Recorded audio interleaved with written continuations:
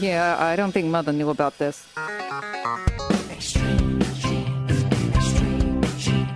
Uncle Marvin was strangled by his own beard.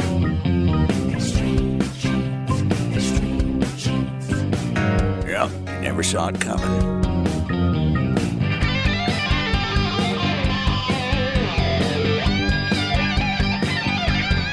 And welcome to America's Family History Show, Extreme Genes and ExtremeGenes.com. It is Fisher here, your radio root sleuth, on the program where we shake your family tree and watch the nuts fall out. And yes, it is the holidays, but it's also Pearl Harbor weekend. And I can't believe it's been 78 years since the bombing of Pearl Harbor. And going back into our archives, I just felt it was really important today to dig up my visit with Lou Conter. Lou is one of the survivors of the USS Arizona from that day that Roosevelt said would live in infamy. And he is now 97 years old. We interviewed him back when he was 94, and you can hear his entire story of what happened that infamous Sunday morning. And then after that, we're going to talk to Dr. Ken Alford. He's going to explain how you can find some records of your World War II ancestors. And he's got a lot of great sources. Some of them cost, some of them don't. You want to hear what he has to say. Hey, if you haven't signed up for our weekly Genie newsletter yet, this would be a great time to do it. Yeah, it's absolutely free. We give you links to past and present shows, to stories that will be of interest to you as a genealogist, and a blog from me each week. You can sign up at ExtremeGenes.com or through our Facebook page. Right now, off in Boston, standing by, it's the chief genealogist of the New England Historic Genealogical Society and AmericanAncestors.org. It's David Allen Lambert. How are you, my friend? Great. How are you doing on this momentous anniversary of something very tragic, but changed the course of American history? Well, I'll tell you what, I'm in the middle of it right now because I've been tracking down a couple of uncles. One served in the Pacific, the other served in the Atlantic, and I just got the Pacific vet's records, and they are so detailed. It even had a photo of him when he enlisted, and it just gave me all the battles he was in. Okinawa, Guadalcanal, the Battle of Midway, I mean, on and on and on, and it's just an amazing thing with a lot of detail, and I recommend to anybody who's interested in their World War II Navy vet to get a hold of those personal records. It's just incredible. Well, you know, it's funny when you talk about World War II, and of course we have, I think pretty much everyone in America either knows somebody who was in World War II or is a descendant of a World War II veteran. Over in the Netherlands, there is a gentleman who's a researcher, has worked for quite a while to track down what happened to the family of a Second World War veteran from Beverly, Alberta. And this Alexander Seredic is a person who's buried over there who died in World War II. And he tracked down the family in Alberta, and there's a great story on it, talking about how Europeans are working to try to get in touch with the family that never got to bring their son home. That's a great story. And they're taking care of the grave over there, too, I understand it. That is exactly what they're doing. Well, you know, I'll tell you, a lot of times we find these great little family mysteries, but how about if it's found by somebody else? And this is the case of Robert Kennedy, who was tearing down a college hall in Montclair State University in New Jersey. A message in a bottle from 1907 was found. I know you found the story, too, and I understand you researched it a little bit, and you tracked down some of the family. Yeah, it's funny because the story says Montclair State's been researching this for like months to find out about the descendants of these two people who built this brick wall in 1907, and it didn't take me long to find out that there was actually somebody on Ancestry who had a family tree that included one of them, and it turns out the family moved to Ohio, so I've reached out to them to let them know that there was a family memento that is waiting out there, and Montclair State is anxious to find the descendants of these two guys. The other one, according to what I could see, doesn't have any descendants. We can always find them behind those brick walls, can't we? Yep, literally. Well, you know, I think in genealogy, I mean, I love postcards because, you know, if you find a place that your family came from. But there was a researcher named Alfonso Garbeo who's been a big-time postcard collector. He tracked down postcards sent by William G. Rohrer of New Jersey back to his family, and one of them has a Babe Ruth connection. But I think the fun part is he decided to give the collection to the the family. Yeah, these cards go back to 1923 all the way to 1947.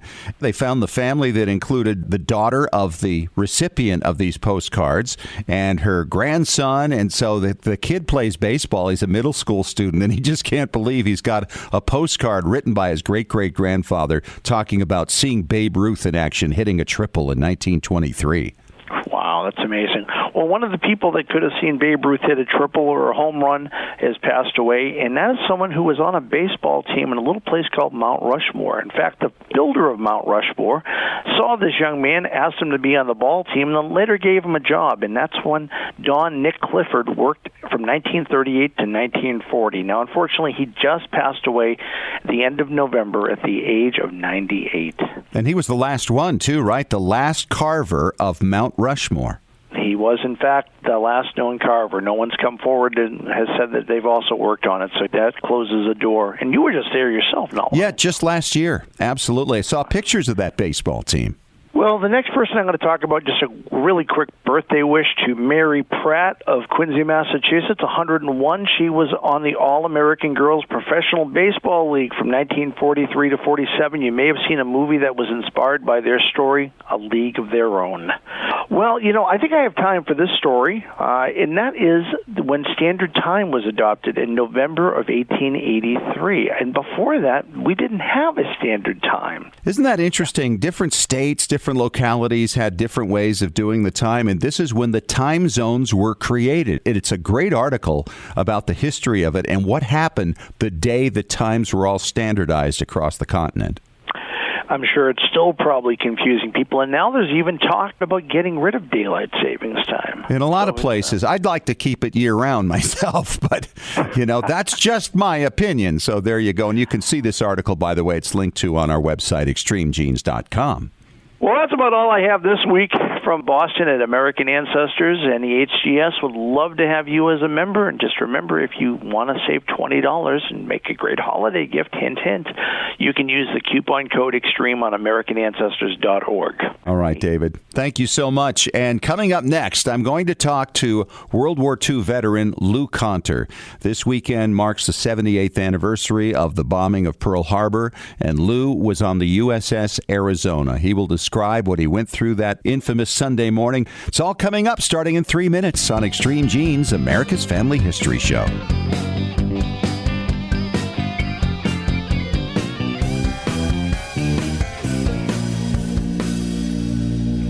Hey, Genies, it is getting rather late in the game for the holidays, and if you're still looking for that ideal family history gift, well, this is something that applies to so many people, even if they're not into the research side of things. It's Memory Web. It's a photo organizer that was built by family historians for family historians. For instance, if you want to show the front and back of a photo together, Memory Web can do that for you. You can actually share photos with tag details that are visible on your photo, or you can hide them as metadata. And you can use it to share photos with your aunts and uncles so they can identify ancestors from, say, that family reunion picture from way back when. Yeah, it does so much, and you can find out all about it by going to their website, memoryweb.me, and then add /extremegenes, and you can get a 10% discount on your annual subscription. I use it every day. You're going to love it. It's a perfect gift for the holidays. memoryweb.me/extremegenes. Well, Genies, I got to tell you, it's hard to say goodbye. Relative Race from BYU TV has ended for season 6. Yeah, and it ended just the way it started, on a racetrack. This time in Connecticut, where 2 teams vied for $50,000. The whole thing went right down to the wire because there were 3 challenges for 5 medals. And if you got the most medals, you got all the money. You've got to see it if you didn't catch it. You can stream it on the BYU TV app. You can watch it on BYUtv.org or go to relativerace.com. That'll get you to the same place. And it was quite a fitting ending to an incredible season. I think the most incredible they've ever had, with the teams all so close to one another and having amazing experiences because somebody on each team was looking for a birth parent. There's never been a season like it. If you haven't seen it, watch it for the first time. If you have seen it, watch it all again. It's BYU TV's Relative Race. Go to BYUtv.org or download the BYU TV app. Roots Tech 2019 may be over, but the Family History Fun doesn't have to end. Visit Roots rootstech.org to view recorded content from the event. Rewatch the inspiring keynote addresses from celebrity speakers Patricia Heaton, Saru Briley, and Jake Shimabukuro. A number of classes are also available to view for free from popular genealogists such as Miko Cleland, Diane Southard, and Valerie Elkins. Want access to even more content from Roots Tech? Purchase the virtual pass and get access to 18 recorded conference sessions. Watch playbacks from any device from the comfort of your own home. Enjoy exclusive content from popular presenters like Kenyatta Berry, D. Joshua Taylor, and Lisa Louise Cook. Purchase your all-access virtual pass at rootstech.org for only $129. Roots Tech 2019 may be over, but it lives on through the Roots Tech Virtual Pass. Download yours today. Visit rootstech.org to learn more.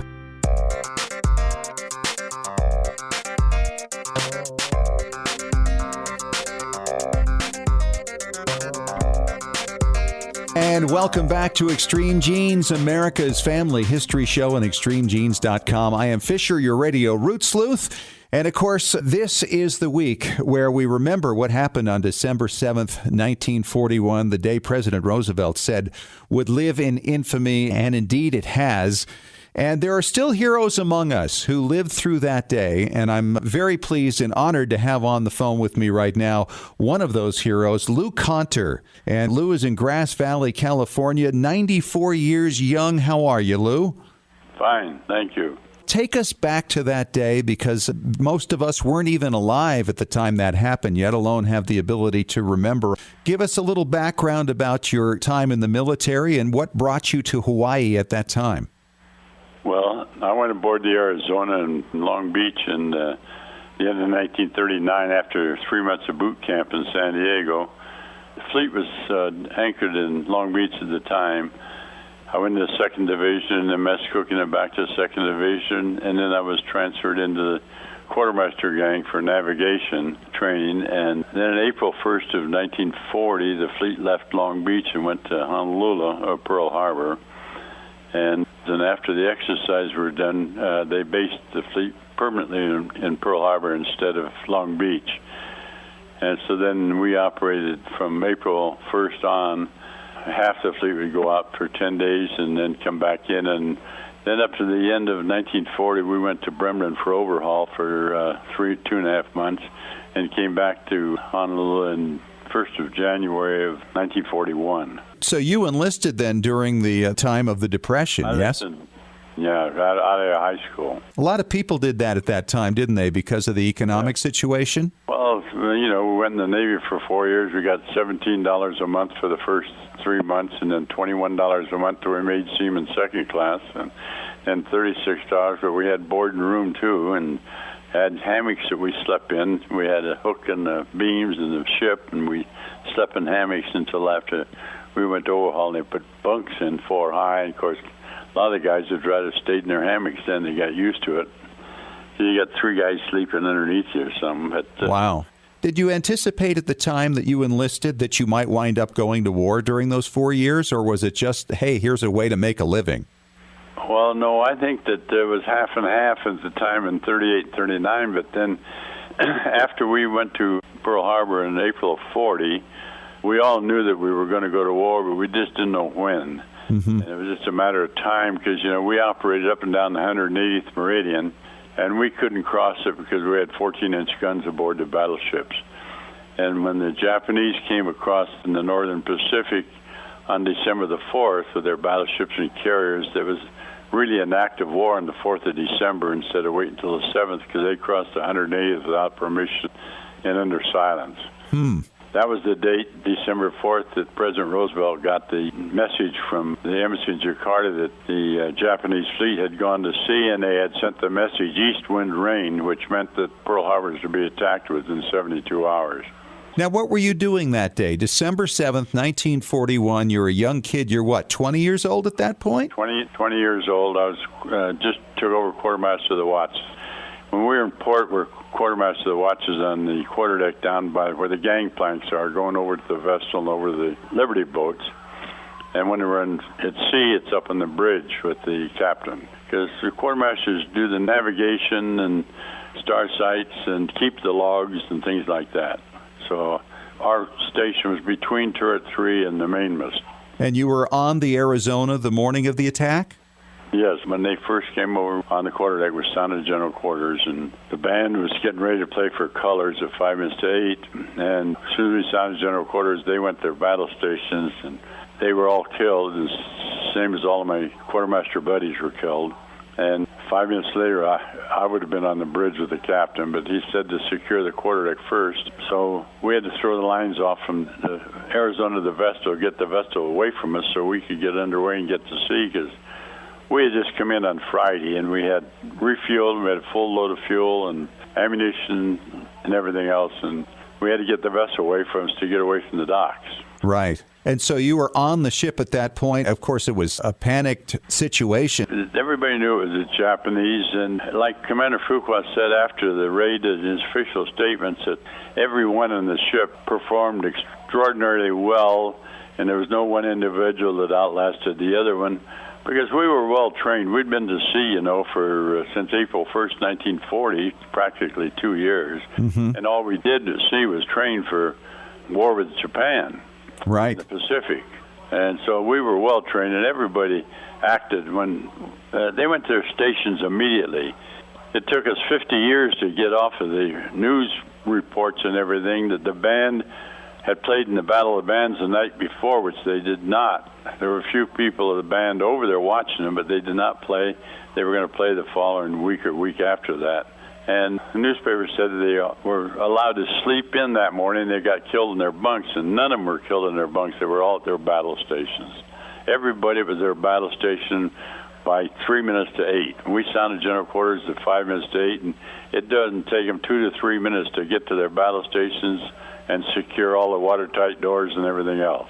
And so for you that day, this attack came along. You're below deck, so you escaped harm while all your buddies were lost. We were on top of the deck, between turret 3 and 4 on the quarterdeck, and that's why everybody below deck practically got killed, except a few, and we got out of turret 4. Everybody else that survived was above decks and in turret 3 or 4, and then there were 5 men on the foremast above the bridge, the fire controlman. After the blast, that Vestal threw a line across to them, and they came down the line, and 3 of them got over to the Vestal, burned about 75% of their body, and the other 2 dropped into the water. How did you escape, Lou? Well, you never know how you escape. You're just lucky that you didn't get killed that day, too. But we were on the quarterdeck, and when Commander Fuqua got knocked out with a bomb over by turret 4, and he came through and took charge, and he was our senior officer aboard, our first lieutenant. Had people coming out of the fire, we laid him down on the deck to save him, to get him into the motor launches to the hospital. And then water started coming up on the deck, and he said, abandoned ship. It was about 25 to 9 or something, and he said that. And the ones that survived got over the side and into Fort Island, or else they got into the motor launches. And then we got in the motor launch and picked up bodies and parts of bodies out of the water, because the whole fleet was burning. And we fought the fire on the Arizona until Tuesday. And they got out, and we took a rest for 3 or 4 days, and then we started diving on the ship to try to bring up bodies. And after 5 or 6 days, we were in shallow water helmets, and Pete Uzar was our main diver, he was a water tender first, and he dove in a regular suit and stayed down 4, 5, 6 hours, and we'd stay down maybe 30, 40 minutes, is all in the water, shallow water helmet, with somebody pumping air in the deck. Right. But after 5 or 6 days, Pete decided it was too dangerous. We were getting the air hoses caught on the doors and everything else. And so they called it off, and we abandoned ship, and that was it. The survivors went to other ships from Base Force, went to other ships, to destroyers and everything. It was able to go to sea. I went to Commander Base Force, and Captain Geiselman, who was our executive officer, was made Provost Marshal in Honolulu, because martial law was declared immediately without an environmental impact report or any other hearings, and the military took over, and Captain Geiselman was appointed Provost Marshal, and he called Pete and I in to patrol the streets and help. And anybody in Honolulu, after sunset, was restricted from going out, or before sunrise, or they get shot. Wow. And so I lasted there until first part of January, we had our orders. Johnson's in 5th Division. I had our orders to flight school November the 1st, and Captain Van Valkenburg called us down and said, we're going back to Long Beach to pick up our 1.1 December the 19th, so you go back with us and go to Pensacola from there. But we lost our orders on the Arizona December 7th, so it was about the first week in January when I was over at Hitchcock's house for dinner, and Admiral Calhoun came in and said, I thought you went to flight school, and I told him we lost our orders. And it wasn't 3 or 4 days, they pulled Johnny off a destroyer and myself, and we were on the Lurleen back to San Francisco and went to Pensacola to flight school. As he was a gunner's mate and I was a quartermaster, second class. Now let's talk about how this has affected your life. You were 20 years old at the time. I mean, you were just a kid. Obviously, it was a horrific thing, and I'm sure that it was more painful as you looked back on it. Talk about that a little bit, how that impacted you and your ability to function going forward through the war and since. Well, we handled it the way we were trained. We had hard training on site, and we handled it that way, and that's the way we had to do it. We knew we had to win the war and go, so we did what we had to do. And like Lauren Bruner was on the Arizona, and he lives in La Mirada now. He's 95, and he was one of the ones who came off the foremast and was burned over 75% of his body. They put him in the hospital until July of 42, and he was pretty well then, and they said, you're well to go back to duty, and they put him on a destroyer, and he didn't see the United States till January 1946. Don Stratton, who was on the Arizona, got burned, and he spent 2 years in the hospital, and he came out with a medical, but he's still living in Colorado Springs, too. And John Anderson is our senior petty officer aboard. He's a boatswain mate, and he's 99 now, and his twin brother was killed in the Arizona. So they have different thoughts, you know. Sure. And I've learned in survival the will to live, and you've got to be positive thinking all the time, and the will to live. He's Lou Conter. He's a veteran of World War II, survived the Arizona and being shot down over the Pacific. Sir, we thank you for your service. Thank you for your time and sharing your story with everybody, and we wish you well through your current trial with your wife's illness. Thank you very much. And coming up next, I'll be talking to Dr. Ken Alford, who'll tell you how you can find the records of your World War II ancestors and what's out there to be found. That's coming up in 5 minutes on Extreme Genes, America's Family History Show.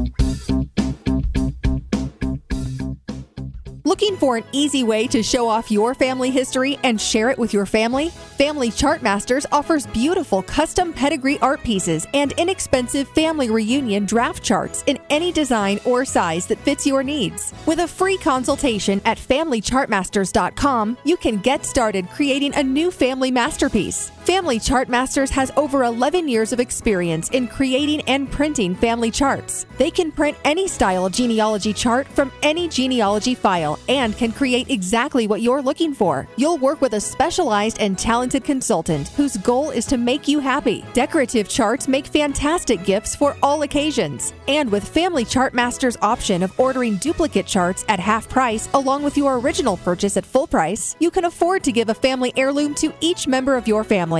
Contact Family Chartmasters today at FamilyChartmasters.com for your free consultation. Family Chartmasters will give the greatest care to your family history. Scientific studies have proven that youth who know even a little bit about their family history perform better academically and have a greater sense of personal confidence and stability. Genealogy is its own incredible superpower that arms our children with super strength. But how do you get your child or grandchild interested in studying their family history? That kind of stuff is just for grandmas, right? Not anymore. ZapTheGrandmaGap.com leaps the generation gap in a single bound. Author Janet Havorka provides you with useful and timely advice on helping the young people in your life become engaged in their own family history. Janet has an entire collection of books to inspire the young and the young at heart in fun, interactive ways. She also offers creative tips and advice on her blog and in her free weekly newsletter. Stop by ZapTheGrandmaGap.com today to sign up for Janet's free email newsletter with 52 weeks of easy tips, free downloads, and order your set of resource books and workbooks.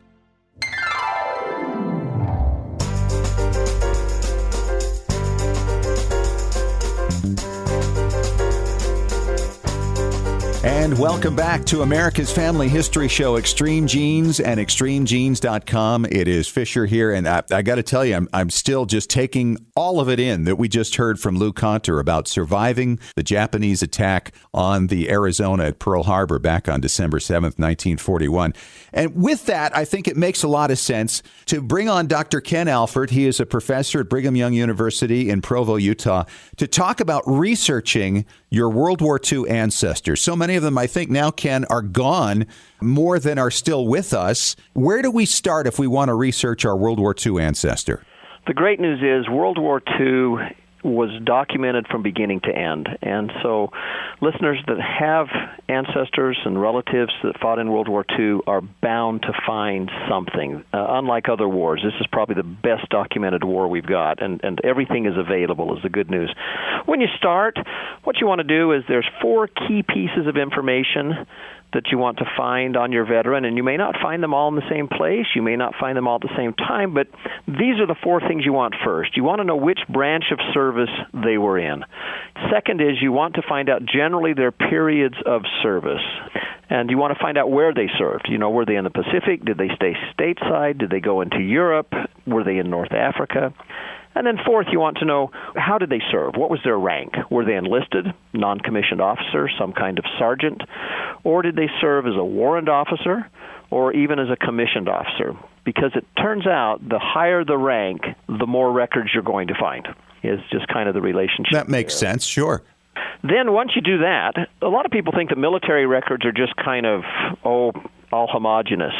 But there are many different kinds of records. And interestingly, especially for World War II, there are military records for people that didn't serve in the military. And I know that sounds a little bit weird, but actually what happened is it was a period of the draft in which the draft was extended very broadly. So most male ancestors will have some kind of draft registration record. And that's the first category of these records. They're called pre-service records. Okay. They're records created by the government, and the people may or may not serve. And so draft registration records, for example, my grandfather never served in World War II. He was too old, and they didn't take the draft that high, but he was in the age group where they had to register. So we've got his registration records, and they contain a wealth of information. I mean, including eye color, hair color, and height. Right. And so they're just wonderful records. The other kind of pre-service records are the documents that actually turn someone from a civilian into a soldier or a sailor or a Marine.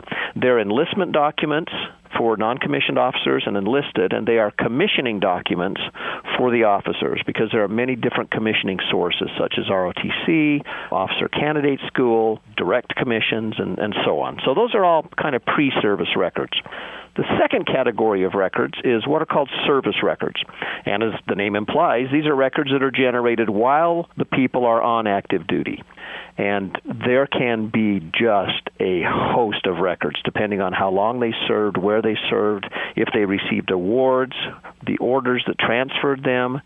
And eventually, if there's discharge papers or if they were captured, all of those kinds of records are kept by the government because they're all official. That's exciting, though, to know that that's out there. The third category of records is, as you would expect, if there's a pre-service, there's going to be post-service. Post-service records contain things like killed in action records or a separation or discharge, because no matter when you serve or how long you serve, at some point you will leave the service, either through death or through some kind of separation or discharge. The government documents that in forms. Everyone that also served gets something called a Form DD-214, and that DD-214 is a record of your military service. It's family history gold, because what it has in just 2 pages is a summary of the entire service of that service member. If you only get one document from a family member who served in World War II, you want to search for that DD-214. Oh, that's good to know. Another great piece of documentation, and it's not going to be nearly as concise, are pension papers. Yes. Because when you receive a check from the government, they're going to require a huge amount of documentation. And you can also find things in pension papers like vital record information, complete spelling of names, military units, description of service, including campaigns and battles and awards, their physical description, a description of their health, where they lived, who their heirs are. I mean, it's just wonderful. And that really applies to most wars of the United States. Yes. The pension records are fabulous. It does indeed. So where do you look for this information? You know what you want, and you're just not sure where Grandpa served. I would recommend that listeners simply start with the obvious choices of Ancestry.com and Fold3.com. They have digitized a lot of government records, and that's the one shop where they will find more in the quickest amount of time than any of these other websites I'm going to give you. And so start there. Next, I would actually do a search for your local newspapers. If you know where Grandpa or great-grandpa lived and went into the service from, there was probably a newspaper article generated at the time. And so many of them are digitized now on places like MyHeritage, newspapers.com, genealogybank.com, also chronicling America through the Library of Congress. Absolutely. And many states have taken the bull by the horns and have digitized state newspapers. For example, for listeners that live in the state of Utah, there's a website called Utah Digital Newspapers that has many, many newspaper archives, and they're just wonderful, and they're all free. The federal government, as you would expect, since they collect all this stuff, has started making it available. It's not all digital yet, but much of it is. Let me just give your listeners some of these websites and places that I would send them to for the next round. After you've found everything you can find at Ancestry and Fold3, then go to the federal sources. I would go first to the National Archives. Right. If you go to their website, it's just archives.gov, and they have a huge wealth of information. Much of it is digitized. You can obtain these microfiche and microfilm through genealogical centers across the nation. And if you're in Washington, D.C., I highly recommend a visit to the National Archives. It's free, but you can actually hold your grandfather's records in many cases in your hand. Wow. And then you can make a copy of them there. And that's just something fun. And that's a thrill in itself, isn't it? It is a huge thrill. The next thing I would recommend is to check the National Personnel Records Center, the NPRC, at St. Louis. And you can actually find it through a link off of the National Archives website. Now, the good news is if your ancestors' records are there, you will receive a folder, and there are small charges that apply. But I have seen some of these that are 2 and 3 inches thick of just genealogical gold. That's the good news. The bad news is in 1973, a fire destroyed 80% of their records. Yeah. And most of the World War II records, I just hate to say this, were burned. But you always try. The next place I would check is the Veterans Administration. That's va.gov.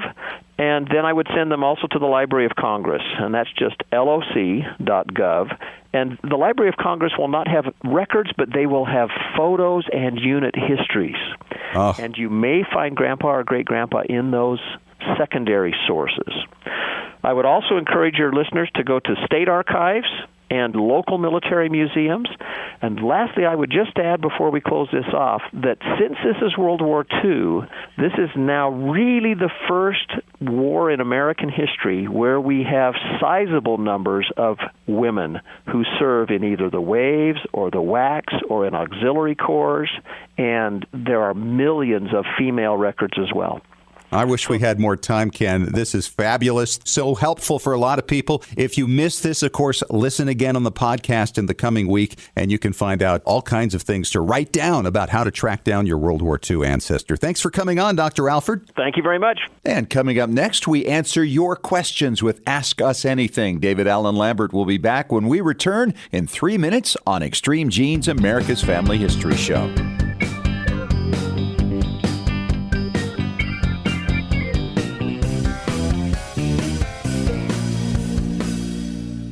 Have you hit a brick wall in your family tree? Are you unsure how to use your DNA test results to resolve a research question? Do you want to travel where your ancestors walked and need to find details before you go? Need help joining a lineage society? Whatever your genealogy research question, the answer is Legacy Tree Genealogist. Legacy Tree Genealogist has been helping clients all over the globe discover their story since 2004. Legacy Tree has carefully selected and trained professionals who specialize in hundreds of countries and languages, as well as probate research, and DNA analysis. And when you need experts on the ground in the countries where your ancestors came from, Legacy Tree Genealogist calls upon its global network of on-site researchers who know the local language and how to get their hands on the records you need. Legacy Tree Genealogist is the world's highest client-rated genealogy research firm and is recommended by genealogy industry leaders worldwide, including MyHeritage, 23andMe, and more. Request your free quote today at legacytree.com. That's legacytree.com. Hey, Genies, it is getting rather late in the game for the holidays, and if you're still looking for that ideal family history gift,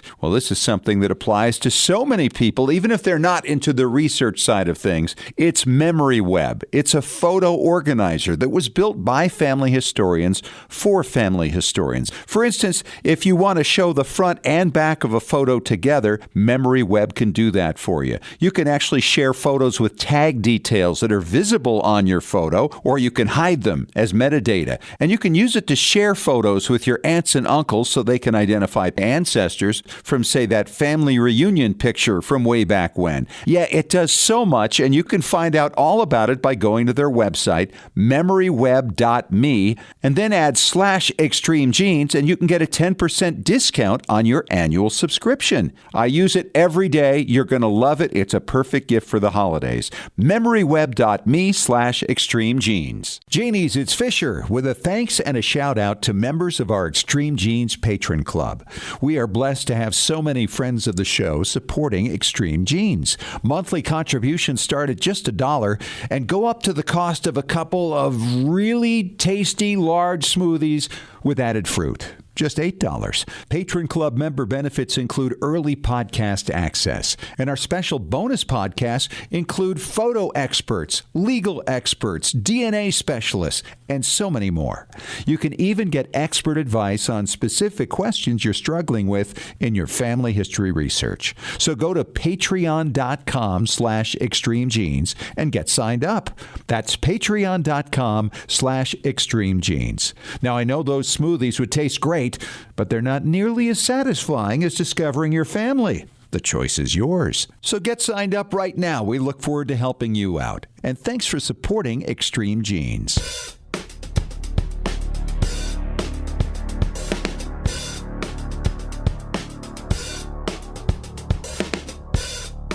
All right, back at it on Extreme Genes, America's Family History Show on extremegenes.com. It is Fisher here, your radio root sleuth, and it is time once again for Ask Us Anything. And David Allen Lambert is back from NEHGS to field this question along with me. We're going to start out with this one today, David. It's from Donna McLean in Ontario, Canada, and she emails, "Hey, Fisher, you have mentioned several times that you do a coin page with your grandkids. Do you buy anything special for these books? I can't seem to find anything ready-made and wanted some ideas. Thanks, Donna."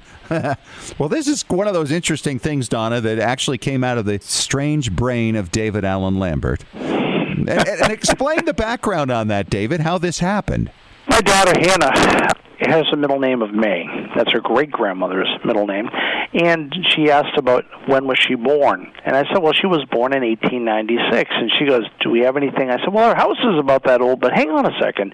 And I went into my coins, and I had a 1896 Indian head penny. I said, here you go. This is as old as your great-grandmother. And she goes, wow, do you have any others? And I said, coins? And she goes, no, other relatives' coins. I'm like, relative coins. And that was the idea of genealogical change for me. I've been collecting coins from every year of a direct ancestor's birth year. You can even do it for your siblings. You can do it for your cousins, and it makes a great stocking stuffer. Oh, yeah. And you think each year you could add more coins to it. So here's the thing. David came up with this idea, kind of mentioned it in passing on the show one week, and I thought, this is brilliant. So I went to a coin shop, and I bought sheets of little slots in plastic that you could put. It's like 20 coins could fit in a sheet, and you could put it in a 3-ring binder. And then they have a little thing there called coin flips, and these are for singular coins. They have a flap on it, and that flap can slide down into the slots that are in those sheets. So I wound up putting the coins in the individual things, hanging them off the front of these slots on the coin sheets, and then inside the slots on the coin sheets put a little picture, like a 1 inch by 1 inch picture of the ancestors and their dates. And so the coin date matches the birth date of the ancestor. A little hard sometimes finding them from the old country, right? Because, for instance, Sweden and Norway, sometimes one was dominated by the king of the other, and you can't find early coins from that time without paying, $1,000 or something. You can find replica coins, though, sometimes, too, for those really valuable ones. For instance, the Continental Dollar, which was engraved by my fifth great-grandfather, Elisha Gallaudet. And so that is unique. Also, the pirate coin. There are coins that date back to the late 1600s you can get fairly inexpensively that can tie into your seafaring ancestors. So there's a lot of things you can do with this stuff.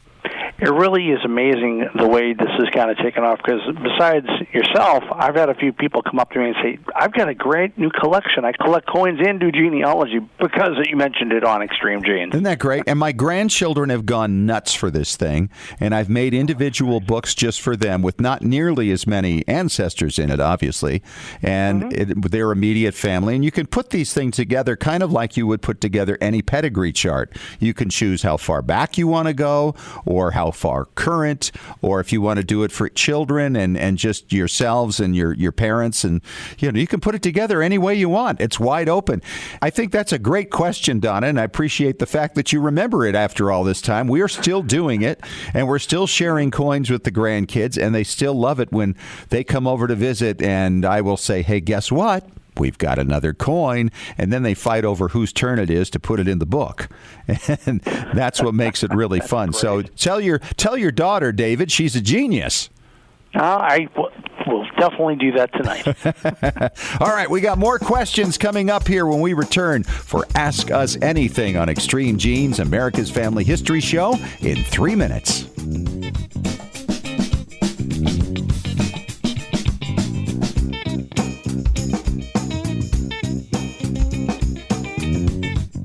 Looking for an easy way to show off your family history and share it with your family? Family Chartmasters offers beautiful custom pedigree art pieces and inexpensive family reunion draft charts in any design or size that fits your needs. With a free consultation at FamilyChartmasters.com, you can get started creating a new family masterpiece. Family Chartmasters has over 11 years of experience in creating and printing family charts. They can print any style genealogy chart from any genealogy file and can create exactly what you're looking for. You'll work with a specialized and talented consultant whose goal is to make you happy. Decorative charts make fantastic gifts for all occasions. And with Family Chartmasters' option of ordering duplicate charts at half price along with your original purchase at full price, you can afford to give a family heirloom to each member of your family.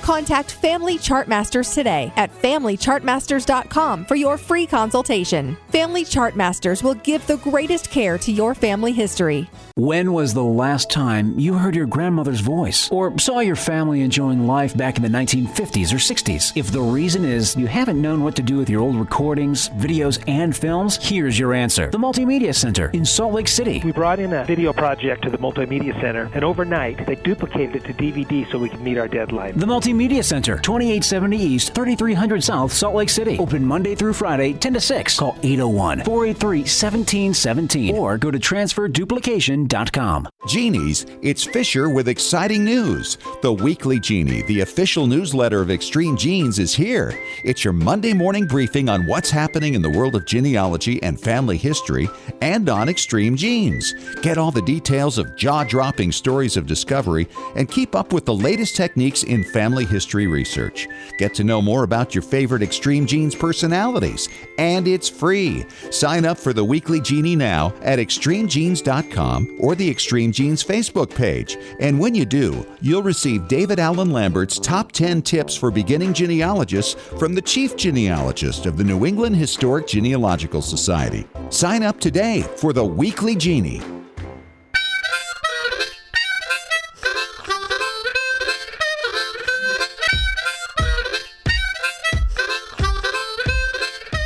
And welcome back for our final segment this week of Extreme Genes, America's Family History Show and ExtremeGenes.com. Fisher here, your radio root sleuth, and we're doing Ask Us Anything. And by the way, you can ask us anything by just emailing us at askusanything@extremegenes.com, and we may choose your question to be answered on the air. David Allen Lambert is back with me, and we've got an email here, David, from Diana Greystone in Albany, Oregon. And she says, guys, I have an ancestor who was part of the Salem witch trials, Rebecca Nurse. I've read many books on the trials, but want to know if there are original records to be found out there, and how can I find them? Where are they? Well, that's a really good question, because obviously any book you hope that they used primary source records to complete it, but a lot of books do things like footnotes. So I'll give you a little bit of an advanced clue. So what you want to do is you want to not go to Massachusetts in this case, but online to University of Virginia. They have on there the Salem Witch Trials Documentary Archive, and they have documents and published sources and everything you can imagine, and it's broken down right into those who were accused, and even the accusers have some, but mostly on the accused witches, the 19 unfortunates that were either hanged or, in case of George Jacobs, pressed to death. But there's some great stuff, and there's also great records at the Massachusetts State Archives in Boston, Massachusetts. Those have been digitized in the Mass Archives collection by Family Search. So down in Virginia, these things are available online. Are they free? They are absolutely 101% free. Wow, and they're original documents. That's incredible. Hey, do you remember when we met Doris Kearns Goodwin? Yes. Back at Rootstech? Well, I saw her on the plane when I was flying back from Utah last month, and when I stopped to talk, I said, do you remember our common ancestor in the witchcraft trial? She goes, I surely do, Mary Perkins Bradbury. And I thought that it was the greatest thing that she actually remembered the person specifically, but I guess it meant a lot to her. And you have a connection with the witchcraft trials. Do you have an accused? Or well, it wasn't with Salem. It was actually about 40 years earlier in Fairfield, Connecticut. Yes.